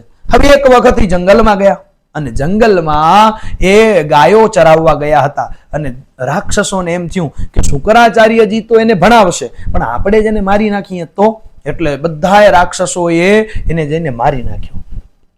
હવે સાંજ થઈ ગઈ, સંધ્યા થઈ, ગાયોનો સમય થઈ ગયો, પણ દેવયાનીને એ કચ્છ ના આવ્યા, એ ગમ્યું નહીં. એટલે એને તરત જ એના પિતાજી શુક્રાચાર્ય પાસે ગઈ કે પિતાજી હજી કચ્છ પાછો નથી આવ્યો. અને પછી એને કહી દીધું કે હું એને પ્રેમ કરું છું, એટલે મને તમે કચ્છ કેમ નથી આવ્યો એની જાણકારી આપો. શુક્રાચાર્ય કહે કે તું કેમ આટલી ગભરાય છે? પછી શુક્રાચાર્યને ખબર પડી કે એને તો રાક્ષસોએ મારી નાખ્યો છે. પણ શુક્રાચાર્ય કે તું ચિંતા ના કર, મને તો સંજીવની વિદ્યા આવડે છે. એટલે બીજા જ દિવસે એ સંજીવની વિદ્યાનો પ્રયોગ કર્યો અને કચ્છને પાછો જીવતો કર્યો. પણ રાક્ષસ કોને કહેવાય? એને બીજી વખત માર નાખ્યો. શુક્રાચાર્ય કે કોઈ વાંધો નહીં, એને બીજી વખત જીવતો કર્યો. પણ હવે રાક્ષસોને એમ થયું કે આ ગુરુજી પણ આપણા એ સંજીવની વિદ્યા જાણે, જેટલી વાર મારશું એટલી વાર જીવતો કરશે, તો આવું તો ઘણી વાર નહીં હાલે. હવે એને એક યુક્તિ બનાવી કે કચ્છને ત્રીજી વાર મારી નાખ્યો, પણ મારી અને પછી અગ્નિમાં બાળી દીધો. બાળી અને પછી એની સુરા બનાવી, દારૂ બનાવ્યો. હવે જોજો, બહુ સમજવાની વાત આવે છે. દારૂ બનાવી અને શુક્રાચાર્ય એના ગુરુને પીવડાવી દીધું. હવે કચ્છ પાછો ના આવ્યો. દેવયાની વડી ચિંતા કરવા લાગી કે આ કેમ પાછો નથી આવ્યો. એટલે એના પિતાજી પાસે જાય તો કે પિતાજી હજુ કચ્છ પાછો નથી આવ્યો. શુક્રાચાર્ય વિચાર કરે કે હજી પાછો નથી આવ્યો, મને દેખાવામાં નથી આવતો. પછી શુક્રાચાર્યજીએ ધ્યાન કર્યું ને ત્યારે એને ખબર પડી કે ઓહો, આ દાનવો પણ બુદ્ધિશાળી છે. એણે એને મારી અને બાળી અને એને દારૂમાં ભેળવી અને પછી મને પીવડાવી દીધો. એટલે હવે મારા પેટમાં છે. હવે જો એને બહાર આવવું હોય તો મારે મરવું પડે. તો દેવયાનીને ચિંતા થઈ પડી કે હું એને પ્રેમ કરું છું, એના વગર જીવન નહીં જીવું, અને મારા પિતાનું મૃત્યુ થાય એ મને મંજૂર નથી. પણ પિતાજી તમે કંઈક કરો. શુક્રાચાર્ય કહે કે કાંઈ વાંધો નહીં. આટલો ટાઈમ શુક્રાચાર્યએ કચ્છને સંજીવની વિદ્યા નથી આપી. પણ હવે એણે કચ્છને પૂછ્યું. પહેલા તો પૂછ્યું, કચ્છ તું ક્યાં છો? ત્યારે કીધું કે હું તમારા ઉદરમાં છું અને હું એટલે બહાર નથી આવતો કે તમારું પેટ મારે ચીરવું પડે એ મને મંજૂર નથી. ત્યારે શુક્રાચાર્યજીએ કીધું કે જો તું સાચું ઇન્દ્ર ન હો, તું ઇન્દ્ર નથી ને? તો કે ના, હું નથી. તો હું તને સંજીવની વિદ્યા ભણાવું છું. તને હું સંજીવની વિદ્યા ભણાવું, તું બહાર આવીને મને પાછો સંજીવન કરજે. તો કે ભલે. એટલે એના ગર્ભમાં, એના પેટમાં છે અને શુક્રાચાર્ય એને એ સંજીવની વિદ્યા આપે છે. અને પછી એ શુક્રાચાર્યના પેટને ચીરી અને કચ્છ બહાર આવે. બહાર આવી પણ જો હવે સમજવાની વાત છે કે ક્યાંક એવું કર્યું હોત તો કે હવે શુક્રાચાર્યજીએ સંજીવની વિદ્યા પણ શીખવી દીધી અને શુક્રાચાર્યને હવે ન જીવતા કરીએ. આપણે તો વિરોધીના દીકરા છીએ, પણ એ નિયમ નથી. આપણે ત્યાં ખોટું ચાલતું જ નથી. તો એણે શું કર્યું કે ના, હું તો જીવિત કરીશ જ. અને એણે સંજીવની વિદ્યાથી શુક્રાચાર્યને જીવતા કર્યા. પણ શુક્રાચાર્ય એટલા ક્રોધે ભરાયા કે મેં આ દારૂ પીધો, તો આ દારૂ પીવાના કારણે આવું થયું ને. એટલે એમણે કેવું કહ્યું, હવે સાંભળજો. એણે એક શબ્દ લખ્યો, યો બ્રાહ્મણો દ્ય પ્રભૃતિ કશ્ચન મોહાત સુરામ પાસ્યતિ મંદ બુદ્ધિ અપેત ધર્મો બ્રહ્મા ચૈવ સસ્યાત અસ્મિન લોકે ગર્હિતસ્યાત પરેચ. કે આ દારૂ એટલી ખરાબ વસ્તુ છે કે આજ પછી જો કોઈ બ્રાહ્મણ દારૂ પીશે અને એ જો પી લીધું તો એ મંદ બુદ્ધિ થશે અને આ પૃથ્વી ઉપર તો એનો બધો જ જે છે કીર્તિ એની નાશ પામી જશે, પણ બીજા લોકમાં, બીજા જન્મમાં પણ ક્યારે કીર્તિવાન બની જ નહીં શકે. ત્યારથી દારૂ પીવાની મનાઈ હતી. દારૂ ખરાબ વસ્તુ પેલા નહોતું, સુરાઓ અત્યારે આવે છે એ નહીં. પેલા જે સુરા હતી ને એ ઔષધિ હતી, પણ એના કારણે આવું ને એટલે શુક્રાચાર્યએ શ્રાપ આપી દીધો. હવે જે પીશે ને એનું આવું થશે. એટલે ત્યારથી એ દારૂ પીવાનું થયું બંધ. હવે એ તો થઈ ગયું, બહાર આવી ગયા કચ્છ અને શુક્રાચાર્ય પણ સજીવન થઈ ગયા, બધું કાર્ય ચાલવા લાગ્યું. હવે સંજીવની વિદ્યા આવી ગઈ, પણ હજી સમય બાકી હતો. શું કીધું તું? 1000 વર્ષ હું રહીશ. સમય બાકી હતો એટલે કચ્છ જતા નથી અને સેવા કરે છે. પણ જેવા 1000 વર્ષ થયા એટલે શુક્રાચાર્યએ જ કીધું કે હવે તમારી વિદ્યા અહીંયા સંપૂર્ણ થાય છે અને તમે પાછા સ્વર્ગમાં જઈ શકો છો. એ જાય છે ને ત્યારે દેવયાની એને કહે છે કે હું તમારી સાથે વિવાહ કરવા ઈચ્છું છું. કચ્છ ના પાડે કે નહીં, કારણ કે તમે મારી બેન છો. તો કે હું તમારી બેન કેદીથી થઈ? તો કે હું જ્યારે શુક્રાચાર્યના પેટમાં ગયો તો એ જ પુરુષે તમને જન્મ આપ્યો છે અને એના ગર્ભમાં હું ગયો તો પછી હું તમારો ભાઈ થયો. એટલે દેવયાનીને ગુસ્સો આવ્યો કે તમે આ ખોટો સંબંધ બનાવ્યો ભાઈનો. મને તમારી સાથે પ્રેમ છે અને તમે મને બહેન બનાવી લીધી. એટલે હું તમને શ્રાપ આપું છું કે જાઓ, આજથી તમારી આ સંજીવની વિદ્યા કામ નહીં કરે. કચ્છે કહ્યું કાંઈ જ વાંધો નહીં, તમે મને શ્રાપ આપી દીધો, પણ હવે યાદ રાખજો કે મારી વિદ્યા કામ નહીં કરે, પણ વિદ્યા તો નહીં ભૂલું ને. હું વિદ્યા કોઈકને ભણાવી દઈશ, એની તો કામ કરશે. પણ હવે હું તમને શ્રાપ આપું છું કે આજ પછી તમે બ્રાહ્મણો છો, પણ તમને બ્રાહ્મણનો કોઈ પુરુષ પસંદ નહીં કરે, તમારા લગ્ન એ બ્રાહ્મણ પુરુષથી નહીં જ થાય, આવો હું તમને શ્રાપ આપું છું. ચાલ્યા ગયા, દેવતાઓ પાસે ગયા. દેવતાઓ તો રાજી થઈ ગયા અને યજ્ઞના ભાગીદાર બનાવ્યા, કારણ કે એની શરત હતી કે જો તમે સંજીવની ભણી આવશો તો અમે તમને યજ્ઞના ભાગીદાર બનાવશું. બનાવ્યા. હવે આ બાજુ એ તો થઈ ગયું, શ્રાપ આપીને ચાલ્યા ગયા. આ બાજુ જે દેવયાની છે એ દિવસે દિવસે મોટી થાય.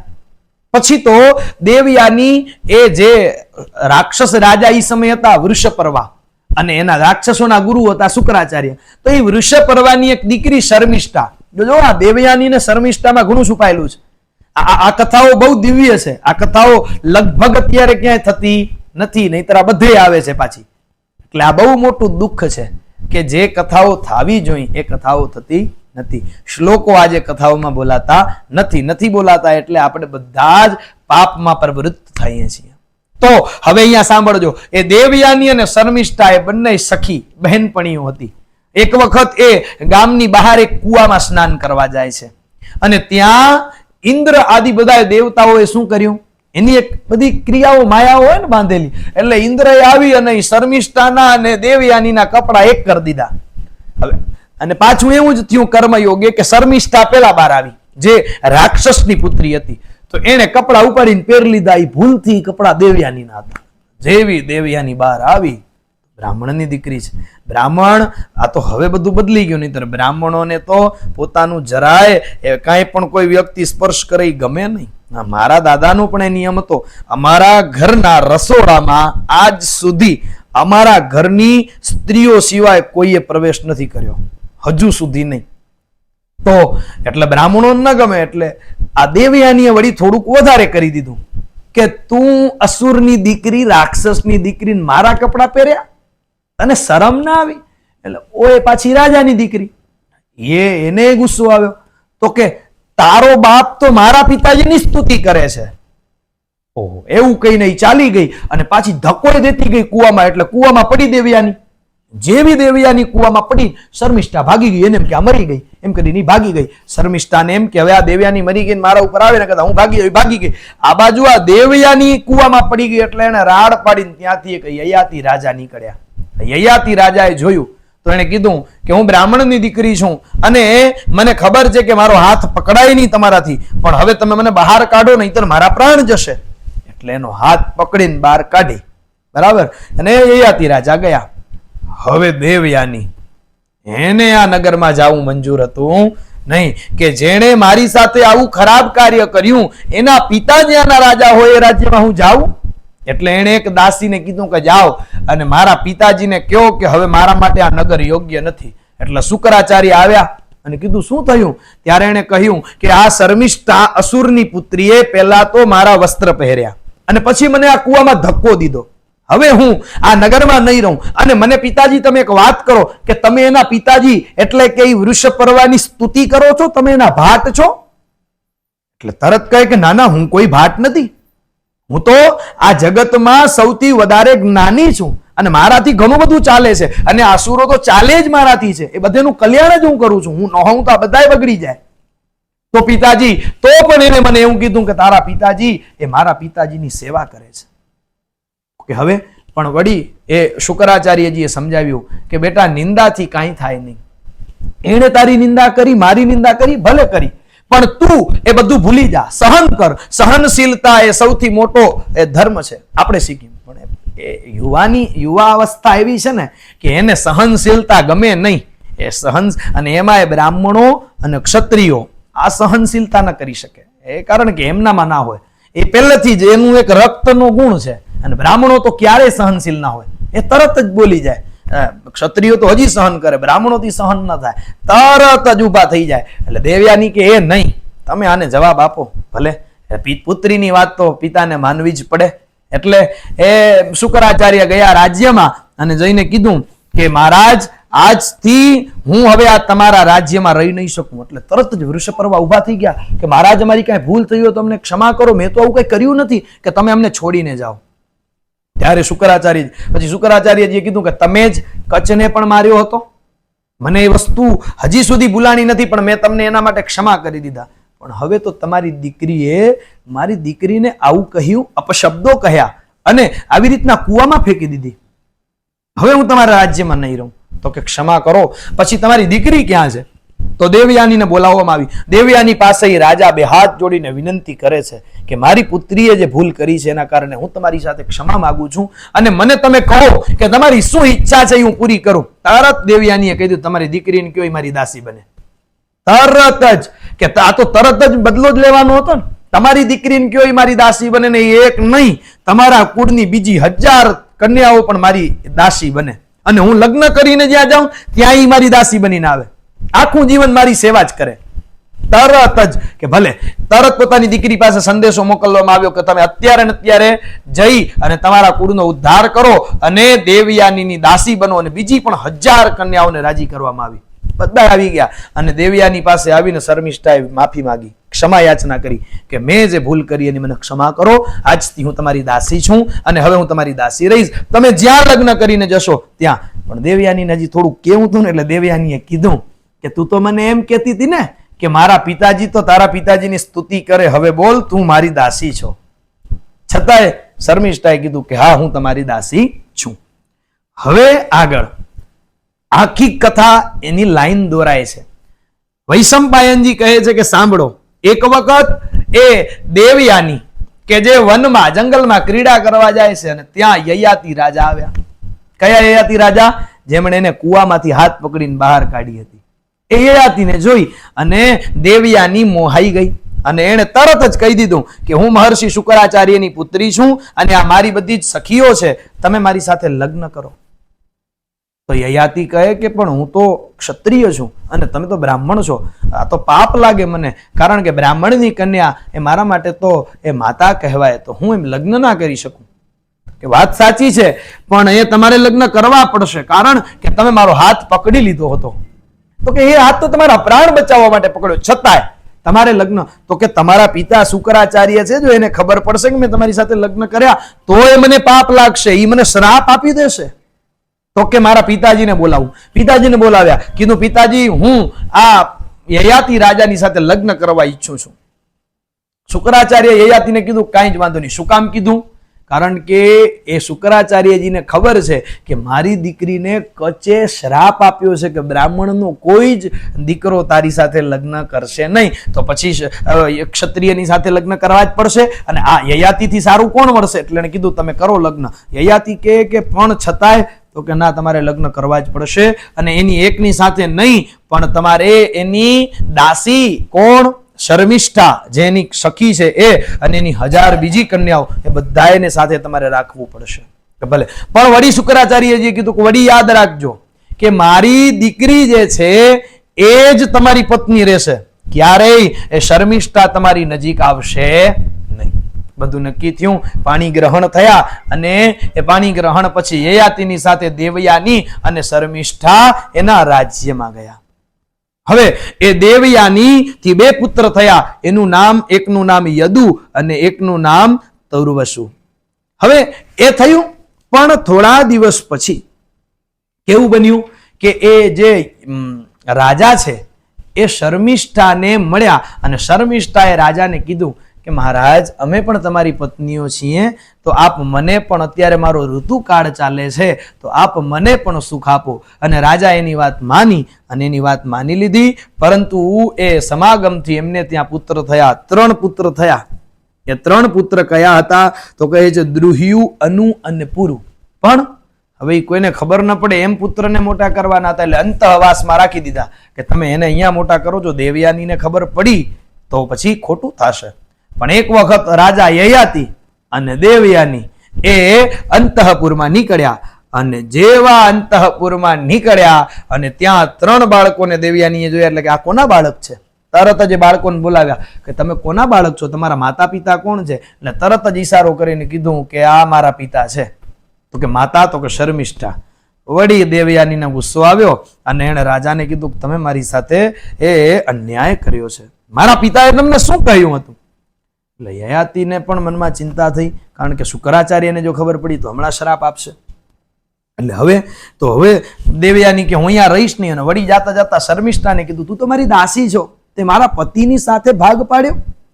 એટલે શર્મિષ્ઠા પણ કાંઈ બોલી ના શકી, પણ દેવયાની કે હું જાઉં છું આ રાજ્યને છોડીને, એ ગઈ એના પિતા શુક્રાચાર્ય પાસે. શુક્રાચાર્યને બધી વાત ખબર પડી. શુક્રાચાર્યજી પાસે તરત જ યયાતિ પણ ગયા. શુક્રાચાર્યજીએ શ્રાપ આપ્યો કે મેં તમને કહ્યું હતું એમાં તમે ખોટું કર્યું, એટલે હું તમને શ્રાપ આપું છું. જાઓ કે જે તમે શરીર સુખ માણવા માટે આ કાર્ય કર્યું, એ શરીર તમારું જે યુવાન છે એ અત્યારે જ વૃદ્ધ બની જાય. અને આવો શ્રાપ આપ્યો એટલે એ વૃદ્ધ થઈ ગયા.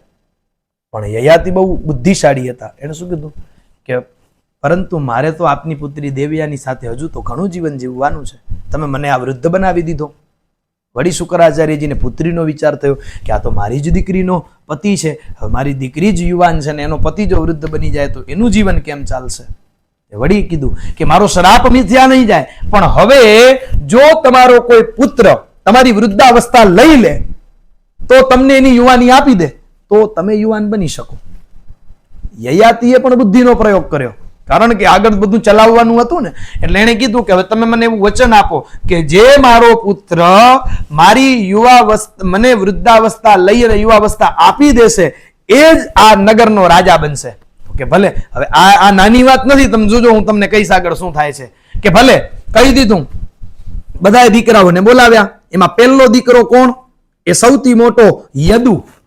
એ કોનો દીકરો? દેવયાનીનો. તો એને કહ્યું કે મને આવી રીતના આ મળ્યું છે, તો હવે તું મારી વૃદ્ધાવસ્થા લઈ લે, તો હજી મારે પણ આ જીવનના ભોગ બાકી છે. તો તરત જ એને કીધું કે હું તમારી આ કોઈ જ બુઢાપો લઈને જુવાની મારી વગડવા માંગતો નથી, એટલે એ વસ્તુ હું કરીશ નહીં. અને યુવતીઓ બુઢાપાનો તિરસ્કાર કરે એટલે મને કોઈ જ તમારું વૃદ્ધાવસ્થા નથી જોઈતી. અને એટલે તરત રાજા ગુસ્સા થયા કે તે પિતાની આજ્ઞા નથી પાડી, એટલે હવે હું તને એવો શ્રાપ આપું છું કે જા, કોઈ દિવસ તારા પુત્રો જે છે એ કોઈ જ દિવસ જે છે એ રાજા નહીં બને, એને કોઈ હક જ નહીં હોય. તારા કોઈ જ દીકરાઓને મારા રાજ્યનો હક નહીં મળે. પછી બીજા નંબરના પુત્ર તુર્વસુને બોલાવ્યા અને એને પણ આજ કીધું. એને ના પાડી. યયાતિએ એને શ્રાપ આપ્યો કે તારો વંશ નહીં રહે, જા તું માંસાહારી, દુરાચારી અને વર્ણશંકર મ્લેચ્છોનો રાજા થાઈશ. બે દેવયાનીના બે દીકરાને શ્રાપ આપી દીધો. એટલે અંતે શું થયું કે દેવયાનીના કોઈ દીકરા રાજા બનશે નહીં. એટલે એને શુક્રાચાર્યજી પાસે વચન લઈ લીધું કે વળી પાછા શુક્રાચાર્ય જ આવે તો મારી દીકરીના દીકરાઓને કેમ રાજા ના બનાવ્યા. એટલે શુક્રાચાર્યએ જ વચન આપી દીધું હતું. એટલે દેવયાનીના તો બે દીકરાનું કામ નહીં પૂરું થયું. હવે આવી વાત શર્મિષ્ઠાની. તો એના દીકરા, એમાં પહેલો દીકરો દ્રુહ્યુ, એને બોલાવ્યો. તો કે વૃદ્ધને તો હાથી, ઘોડા, રથ અને યુવતીઓનું કાંઈ સુખ જ ન હોય, હું નહીં લઉં તમારી. એને શ્રાપ આપી દીધો કે જા, તારે પણ એવા સ્થાનમાં રહેવું પડશે કે જ્યાં રથ, હાથી, ઘોડા અને પાલખીની તો વાત શું, પણ બળદ, બકરા, ગધેડા પણ નહીં હોય. તું એવા સ્થાનમાં રહીશ. એટલે આ બધું થયું પૂરું. એને પણ ન મળ્યું. પછી કહ્યું કે તારા વંશની આ જ ગતિ થશે અને તને બધા ભોજ કહેશે, તારા સંતાનોને પણ બધા ભોજ કહેશે. બીજો દીકરો અનુ, એને પણ ના પાડી. એટલે રાજાએ કીધું કે તું મારી વાત નથી માનતો એટલે તારા સંતાનો યુવાન થઈને તરત જ મૃત્યુ પામશે. હવે એક જ દીકરો રહ્યો અને એ દીકરાનું નામ છે પુરુ. જે વંશની જ આપણે કથા સાંભળવાની. હવે પુરુ પાસે યયાતિએ કીધું કે તું મારો દીકરો છો અને પુત્રનું કર્તવ્ય છે કે એના પિતાનું હિત કરવું, તો તું એવું કંઈક કર કે જે મારું હિત કરે. તો કે બોલો ને પિતાજી. તો કે મારી વૃદ્ધાવસ્થા લઈ લે ને તારી યુવાવસ્થા મને આપી દે. તરત જ એને હા પાડી અને શુક્રાચાર્યજીની મંત્ર દ્વારા એની વૃદ્ધાવસ્થા એ લઈ લીધી અને એની યુવાવસ્થા આપી દીધી. પછી તો યયાતિ રાજાએ અનેક સમય સુધી રાજ્ય ચલાવ્યું, સુખ ભોગવ્યા. દેવતાઓને શ્રાદ્ધોથી, પિતૃઓને દાન, માન અને વાત્સલ્યથી દીનજનોને બધાને સુખ આપ્યું, પાપી લોકોને દંડ આપ્યો અને ઇન્દ્રની જેમ પ્રજાનું પાલન કરવા લાગ્યા. મનુષ્ય લોકના તો બધા જ ભોગો ભોગવ્યા, પણ એણે નંદનવન, અલકાપુરી અને સુમેરુ પર્વતના ઉત્તરી શિખર પર રહી અને ત્યાંના ભોગો પણ ભોગવ્યા છે. હવે એ પોતાની ઈચ્છા અનુસાર મારા પ્રિય વિષયોનો ભોગ પણ કરી લીધો. હવે મને ખાતરી થઈ ગઈ. એ કહે છે કે આ કામના વિષય ભોગથી શાંતિ થતી નથી. અગ્નિમાં જેટલું ઘી નાખતા જાવ તે વધતો રહે, એમ પૃથ્વીમાં જેટલું અન્ન, સોનું, પશુ અને સ્ત્રીઓ છે તે એક કામીની કામના પૂરી કરવામાં અસમર્થ છે. ન જાતું કામઃ કામાનામ ઉપભોગે ન શામ્યતિ. એટલે આ કામનો કોઈ અંત આવતો નથી અને હવે મને આટલી તૃપ્તિ તો ઘણી છે, એટલે હવે મારે આ બધું જ છોડીને પાછું મારા દીકરાને રાજ્ય આપવું છે. એટલે એના દીકરા કોણ? જેણે લઈ લીધી હતી વૃદ્ધાવસ્થા, એ પુરુને બોલાવ્યા. પુરુને બોલાવીને બ્રાહ્મણો પાસેથી પોતાની એની વૃદ્ધાવસ્થા અપાવડાવી દીધી અને એને કીધું કે હવે આને રાજા બનાવો. પણ બ્રાહ્મણોએ ના પાડી. એ રાજા ના બની શકે. શું કામ? કારણ કે એ તો સૌથી નાનો છે. નાનો દીકરો રાજા ના બની શકે, મોટો દીકરો એ રાજા બની શકે. તો તમારા તો આટલા દીકરાઓ છે, તો તમે એના સિવાય કોઈને રાજા ના બનાવી શકો. તો પછી એટલે એને કીધું કે મેં શુક્રાચાર્યજી પાસેથી આ વચન લીધું હતું કે જે દીકરો મારી આજ્ઞા પાડશે એને હું રાજા બનાવીશ. તો એને આજ્ઞા પાડી છે. શુક્રાચાર્યજી સંમત થયા અને સંમત થયા પછી એ પુરુ રાજા જે છે એ પુરુ રાજાનો અભિષેક કરવામાં આવ્યો. પુરુ એ રાજા બન્યા. રાજા યયાતિ વનમાં કંદ મૂળ ફળનું ભોજન કરતા રહ્યા. પોતાના મનને વશ કરી લીધું. ક્રોધ ઉપર વિજય પ્રાપ્ત કર્યો. દરરોજ દેવતાઓ અને પિતરોનું તર્પણ કરવા લાગ્યા. બધું જ કામ સારું કર્યું. પછી જ્યારે એમના પ્રાણ છૂટ્યા ત્યારે એમને સ્વર્ગ મળ્યું યયાતિ રાજાને. આ બહુ દિવ્ય કથા હતી. હવે વૈશંપાયનજી કહે છે કે યયાતિ જ્યારે સ્વર્ગમાં ગયા ત્યારે ઇન્દ્રએ એની સાથે ચર્ચા કરી કે તમે તમારા પુત્ર પુરુની યુવાની પાછી આપી અને તેની પાસે બુઢાપો લઈ લીધો અને એને રાજ્ય આપ્યું. એ વખતે તમે એને શું ઉપદેશ આપ્યો? ત્યારે કહ્યું કે મેં મારા દીકરાને કીધું કે હું તને ગંગા અને યમુના વચ્ચેના દેશનો રાજા બનાવું. સીમા બહારના દેશોનું રાજ્ય તારા ભાઈ કરશે. જો ભાઈ ક્રોધીઓથી ક્ષમાશીલ શ્રેષ્ઠ છે અને અસહિષ્ણુથી સહિષ્ણુ, મનુષ્ય ઇતર જાતિઓથી મનુષ્ય અને મૂર્ખાઓથી વિદ્વાન એ હંમેશા શ્રેષ્ઠ હોય. એટલે તું એવું કામ કરજે કે જે શ્રેષ્ઠ વ્યક્તિને શોભે. આવું ઘણું બધું થયું. પછી યયાતિએ અષ્ટકની સાથે એમાં શું થયું કે એને પૂછ્યું કે તમારાથી વધારે તપ કોનું છે? તો યયાતિથી બોલાઈ ગયું કે અત્યારે આ બ્રહ્માંડમાં મારાથી વધારે તપસ્વી કોઈ નથી. એટલે ઇન્દ્રએ કીધું કે હવે તમે આ બોલ્યા ને એટલે તમારું તપ બધું જ નાશ થઈ ગયું, જાવ નીચે. નીચે જતા હતા પણ ત્યાં અષ્ટકે રોકી લીધા વચ્ચે જ કે હવે તમે આ પૃથ્વી ઉપર ના જાઓ, મારી સાથે રહો. અષ્ટકે ચર્ચા કરી. યયાતિએ એને પણ ઉત્તર આપ્યા. પછી બધાએ પ્રતર્દન નામના એક આવ્યા ઋષિ, એને પૂછ્યું, એના જવાબ આપ્યા. વસુમાં આવ્યા, એને પણ જવાબ આપ્યો. શું પ્રશ્નો પૂછતા ગયા કે સ્વર્ગમાં મને જેટલા લોકો પ્રાપ્ત થનાર છે, અંતરિક્ષમાં અથવા સુમેરુ પર્વતના શિખર પણ જ્યાં મારે પુણ્ય કર્મના ફળ સ્વરૂપે જવાનું તેમને હું આપને આપું, તમે પડશો નહીં. એટલે એ રોકાઈ ગયા. યયાતિએ કીધું હું બ્રાહ્મણ તો છું નહીં, હું દાન કઈ રીતના લઈ શકું? એટલે મને આ દાન લેવાનો અધિકાર નથી. પણ વળી પ્રતર્દને કીધું કે મને અંતરિક્ષ અથવા સ્વર્ગલોકમાં જે જે લોકોની પ્રાપ્તિ થવાની એ હું તમને આપી દઉં છું. બધા યયાતિ ઉપર રાજી થયા. યયાતિ કહે કે કોઈ પણ રાજા પોતાની સમકક્ષ વ્યક્તિથી પણ દાન ન લઈ શકે, હું તમારું દાન નહીં લઈ શકું. વસુમાએ કીધું કે મારા બધા લોક તમને આપી દઉં, તમે દાન સમજીને ખચકાવો છો તો એક તણકલાના બદલામાં આ બધું ખરીદી લ્યો. યયાતિએ કીધું કે ક્રય વિક્રય તો તદ્દન મિથ્યા છે, મેં અત્યાર સુધી આવો મિથ્યાચાર ક્યારે કર્યો નથી. શિવીએ કહ્યું મહારાજ હું અવનીસર સીવી ખરીદ વેચાણ નથી કરવા માંગતા, કાંઈ વાંધો નહીં, મારા પુણ્યોના ફળનો સ્વીકાર કરો, હું તમને ભેટ આપું. યયાતિ કહ્યું તમે અત્યંત પ્રભાવશાળી છો પરંતુ હું બીજાના પુણ્ય ફળનો ઉપભોગ કરીશ નહીં. એને ના પડી. અષ્ટકે કહ્યું સારું મહારાજ, તમે એકના પુણ્ય લોક લેતા નથી, બધાનો સ્વીકાર કરી લો અને તમને અમારું તમામ પુણ્ય ફળ આપીને તમે નરકમાં જવા પણ તૈયાર છીએ. યયાતિએ કીધું કે ભાઈ તમે મારા સ્વરૂપને અનુરૂપ પ્રયત્ન કરો. સત્પુરુષો તો સત્યના જ પક્ષપાતી હોય, મેં ક્યારેય આવું કર્યું નથી, હું કઈ રીતના કરું? અષ્ટકે કહ્યું આકાશમાં સોનાના 5 રથ કોના દેખાય? શું આમના દ્વારા પુણ્ય લોકોની યાત્રા થાય છે? યયાતિએ કીધું કે સોનેરી રથ તમને પુણ્ય લોકોમાં લઈ જશે. અષ્ટકે કહ્યું કે તમે આ રથો દ્વારા સ્વર્ગની યાત્રા કરો. યયાતિ બોલે આપણે બધાએ સ્વર્ગ પર વિજય પ્રાપ્ત કરી લીધો, તેથી ચાલો આપણે બધાએ સાથે જ સ્વર્ગમાં જઈએ. સ્વર્ગમાં ગયા અને અષ્ટકે પૂછ્યું સાચે સાચું બતાવો તમે કોણ અને કોના પુત્ર છો? તમારા જેવો ત્યાગ તો અત્યાર સુધી કોઈ બ્રાહ્મણ કે ક્ષત્રિયમાં સાંભળ્યો નથી. અને ત્યારે યયાતિએ કીધું કે હું નહુષનો પુત્ર છું. યયાતિ મારો પુત્ર પુરુ છે, હું સાર્વભૌમ ચક્રવર્તી હતો. અને તમે ગુપ્ત વાત પણ કહી દઉં કે હું કેમ કે તમે પોતાના છો, હું તમારા લોકોનો માતામહ એટલે કે નાના છું. અને આ પ્રમાણે વાતચીત કરતા રહીને બધા જ સ્વર્ગવા ચાલ્યા ગયા. હવે પુરુ વંશનું વર્ણન હવે પિતામહ ભીષ્મને આપણે લઈ આવીએ, કારણ કે હવે આપણે મહાભારતની કથામાં જઈએ. ચોથો સત્સંગ છે ભીષ્મને તો બોલાવી લઈ 5 જ મિનિટમાં, ગમે એટલા વાગ્યા હોય. ભીષ્મના આપણે આવી જાય એટલે પછી કરીએ. તો જન્મેજય કહે છે કે પુરુવંશના યશસ્વી રાજાઓની વંશાવલી સાંભળો. એમાં વૈશંપાયનજી કહેવા લાગ્યા કે મહર્ષિ દ્વૈપાયને મને તમારા વંશનું વર્ણન સંભળાવું. દક્ષથી અદિતિ, અદિતિથી વિવસ્વાન, વિવસ્વાનથી મનુ, મનુથી ઈલા, ઈલાથી પુરુરવા, પુરુરવાથી આયુ, આયુથી નહુષ અને નહુષથી યયાતિ, જેની આપણે કથા સાંભળી. યયાતિની બે પત્નીઓ જે પણ આપણે સાંભળ્યું એના યદુ અને તુર્વસુ, શર્મિષ્ઠાના 3 દ્રુહ્યુ, અનુ અને પુરુ. યદુથી યાદવ અને પુરુથી પૌરવ. પુરુની પત્નીનું નામ કૌશલ્યા, એનાથી જન્મેજયનો જન્મ થયો. તેણે 3 અશ્વમેધ અને એક વિશ્વજીત યજ્ઞ કર્યો. જન્મેજયની પત્નીનું નામ અનંતા, એનાથી પ્રચિનવાનની પત્ની અશ્મકી, તેનાથી સંયાતિ, સંયાતિની વારાંગી નામની પત્નીથી અહમયાતિનો જન્મ. અહમયાતિની પત્ની ભાનુમતીના ગર્ભથી સાર્વભૌમ નામના પુત્રનો જન્મ. સાર્વભૌમની પત્ની સુનંદા, એનાથી જ્યત્સેનની ઉત્પત્તિ થઈ. જ્યત્સેનના લગ્ન સુશ્રવા સાથે થયા. તેના ગર્ભથી અવાચીનનો જન્મ થયો. અવાચીનની પત્ની મર્યાદાથી અરીહ થયો.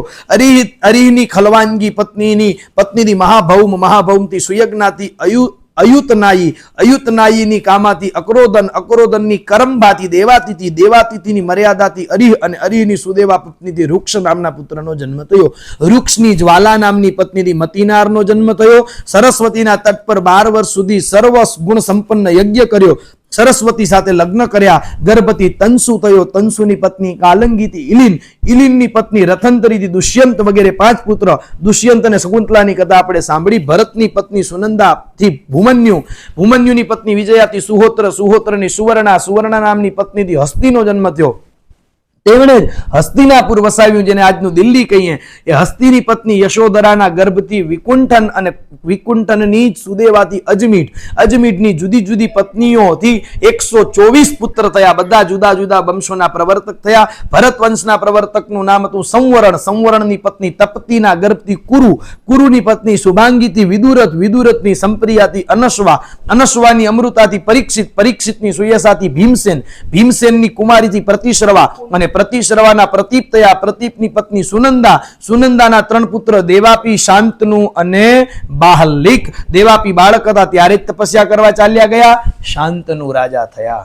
અને હવે શાંતનુની કથા એટલે આમ ભીષ્મ આવશે હજી આગલી કથામાં, પણ હવે હું અહીંયા પહોંચાડી દીધા એમ કે આવતા ને વેદ ભીષ્મ જન્મ લેશે. શાંતનુના પુત્ર થશે એ ભીષ્મ. શાંતનુ સુધી આપણે પહોંચી ગયા. હવે શાંતનુ રાજાએ ગંગાજીની સાથે લગ્ન કર્યા. પછી 8 વસુઓ દીકરા બન્યા અને 8 ને તરાવ્યા. પછી ભીષ્મ આવશે. એ બધી જ કથાઓ હવે આપણે